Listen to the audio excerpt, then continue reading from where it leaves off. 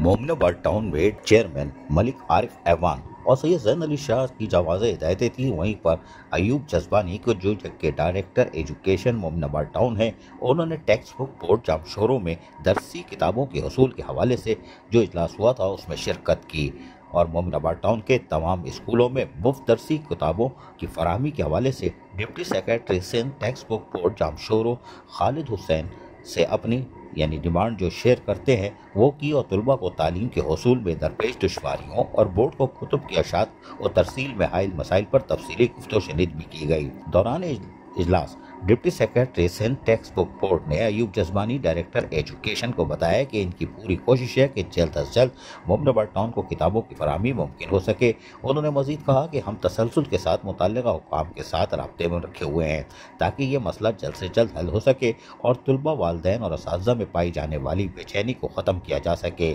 इस मौके पर 25 टाउन के डायरेक्टर और डिप्टी डायरेक्टर भी मौजूद थे।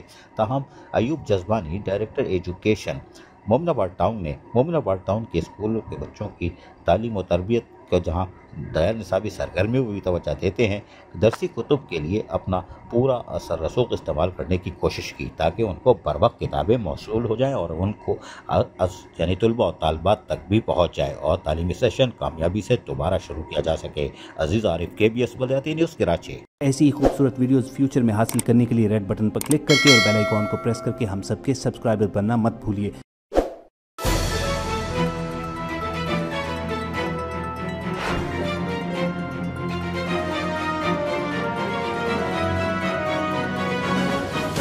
KBS बलदियाती न्यूज़।